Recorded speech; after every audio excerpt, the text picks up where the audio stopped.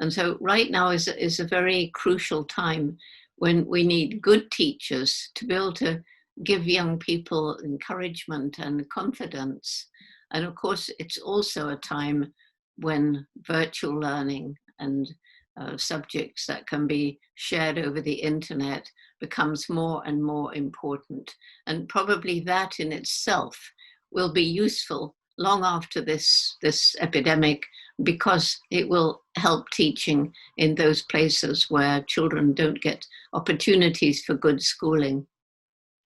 Yeah. What are some simple things students and even teachers can do to take action for climate?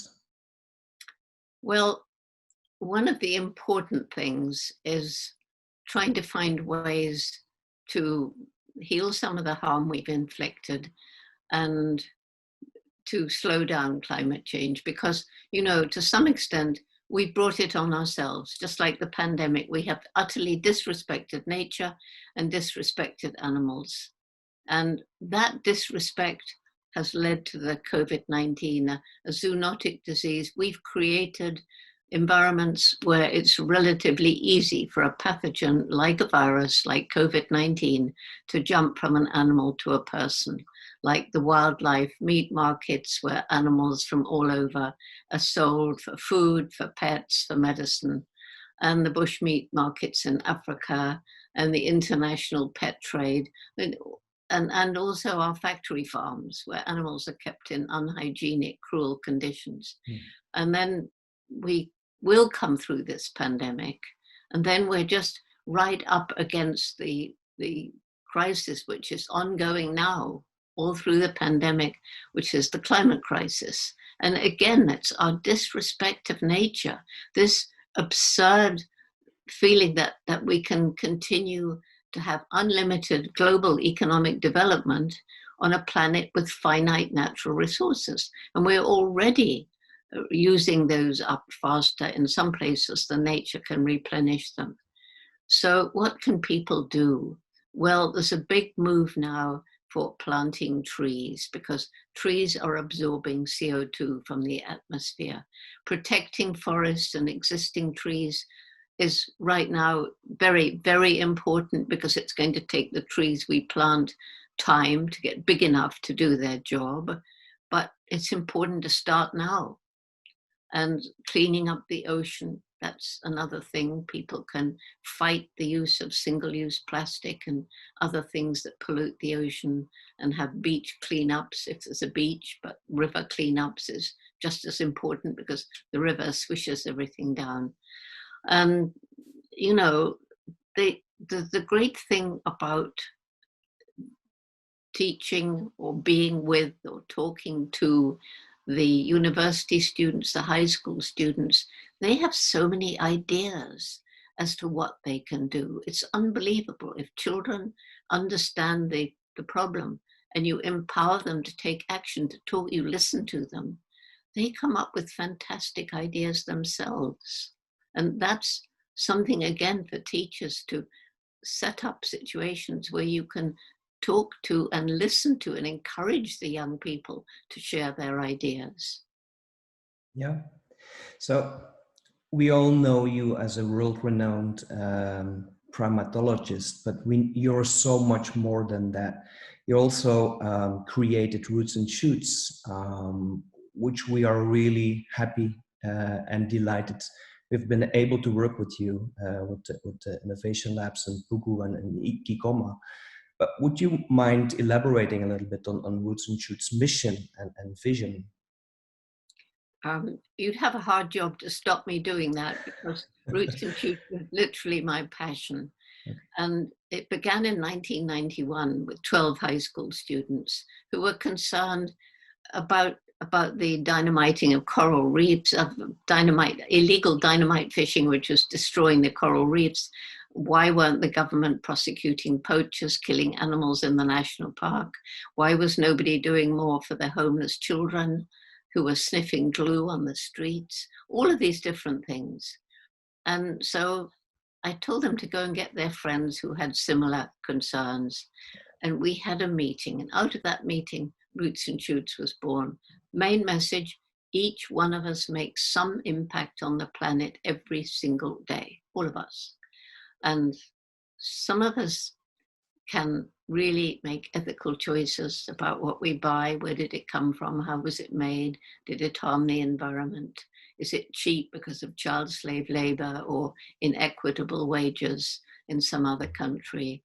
Was it cruel to animals? We can ask those questions. People living in abject poverty simply have to do whatever they can to stay alive. And so solving poverty is tremendously important. We got that right from the start. And of course, in Tanzania, there's a lot of abject poverty. And then with Roots and Shoots, we decided from the beginning, because everything is interconnected, that each group would choose between them. They would choose, unless they were very small, then they need guidance. But one project to help people, one project to help animals, one project to help the environment, and or one big project that covers all three. And it's just been amazing. That little group of 12 high school students has now turned into I call it a movement that's in more than 65. It's in more than 65 countries, and it's growing all the time. And we've got hundreds and thousands of young people from kindergarten through university making change every day. And we've also got what I call the alumni, all those who've been through the program in school or university, and somehow they retain the values that they acquired during their time with the Roots and Shoots. And by the way, Roots and Shoots, think of a big, beautiful tree, probably began as a little seed. You could have picked it up then and it would have seemed small and insignificant. But those little roots to reach the water can work through rocks and eventually push them aside. And that little shoot to reach the sunlight can work through cracks in a brick wall and eventually knock it down. So we see the rocks and the walls as all the problems we humans have inflicted on the planet. And it's a message of hope. Hundreds and thousands of young people together can solve these problems, but they need guidance, especially when they're young. Yeah. So, do you think that education, formal education, has to change, and in what way? And maybe is there a message to the ministers of education globally? I think people, particularly teachers, and particularly in some countries, are understanding that there really is a need for change. And one of the changes which I always push for is spending more time outside, spending more time in nature. Once we realized that the pandemic was caused by disrespect of nature to some extent, destroying the environment, pushing animals in closer contact with people. And so once we realized that, then children need to learn to respect and understand nature. And looking at a book is all very well, but especially for small children, being out there, see their eyes light up when they discover something for themselves. It makes all the difference in the world. And I think, your innovation labs is encouraging the young people to go out into the forest, which is near them in Tanzania, and find out for themselves. And it's really changing them.